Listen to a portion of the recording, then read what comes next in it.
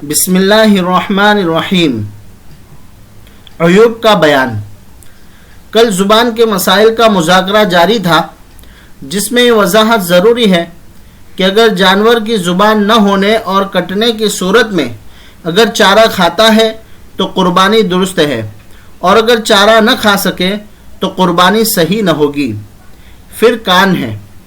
مسئلہ: اگر جانور کے پیدائشی دونوں یا ایک کان نہیں ہے یا ایک کان تہائی سے زیادہ کٹ گیا ہے، ایسے جانور کی بالکلیہ جمال کے ختم ہونے کی وجہ سے قربانی صحیح نہیں ہے، اور اگر تہائی یعنی تیسرے حصے کے بقدر یا کم کٹا ہے تو قربانی درست ہے۔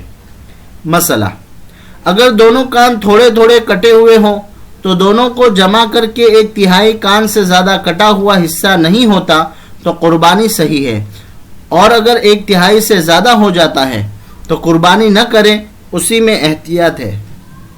مسئلہ: اور اگر کان ہے لیکن درمیان سے چیر کر دو حصے ہو گئے ہو یا کان میں سوراخ ہے تو اس کی قربانی درست ہے، اس لیے کہ بالکلیہ جمال ختم نہیں ہوا۔ مسئلہ: اگر پیدائشی چھوٹے چھوٹے کان ہیں تو درست ہے۔ اب بدن کو دیکھیے۔ بدن میں سب سے پہلے ظاہری بدن کو لیں۔ مسئلہ: جانور اتنا کمزور اور مریل اور دبلا ہو کہ ہڈیوں میں گدا نہ رہا ہو، جس کی علامت یہ ہے کہ پیروں پر کھڑا نہ ہو سکے، تو بالکلیہ منفعت کے ختم ہونے کی وجہ سے قربانی جائز نہیں، اور اگر اتنا کمزور نہ ہو بلکہ چلتا پھرتا ہے مگر دبلا پتلا ہے تو قربانی جائز ہے۔ مسئلہ: جانور کے بدن پر داغ دیا گیا ہو تو قربانی درست ہے، اس لیے کہ بالکلیہ جمال میں فرق نہیں آتا۔ مسئلہ: جانور کے بال کاٹے گئے ہو یا بال جل گئے ہو، اس کی قربانی درست ہے۔ مسئلہ: جانور کو کھجلی ہو گئی ہو مگر موٹا ہے تو قربانی جائز ہے، اور اگر کھجلی کی وجہ سے گدا باقی نہ ہو تو جائز نہیں۔ اب بدن کے اندر کے حصہ یعنی پیٹ میں غور کریں۔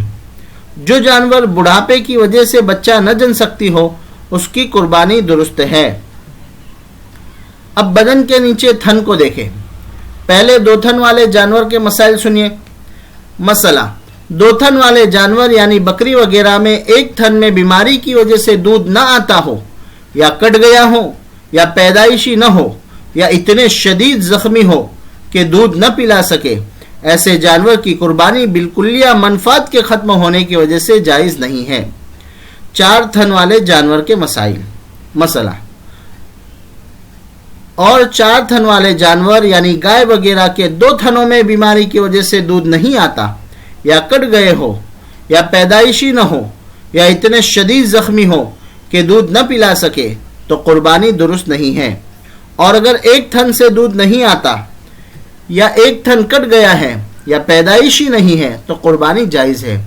مسئلہ: اور اگر دودھ بغیر بیماری کے مثلاً بڑھاپے کی وجہ سے یا فطری طور پر باج ہونے کی وجہ سے اس کے تھن خوش ہو کہ دودھ نہیں آتا تو پھر قربانی صحیح ہے۔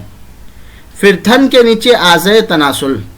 مسئلہ: بکرے وغیرہ کی شرمگاہ اگر کٹی ہوئی ہو اور جفتی نہ کر سکے تو بھی جائز ہے۔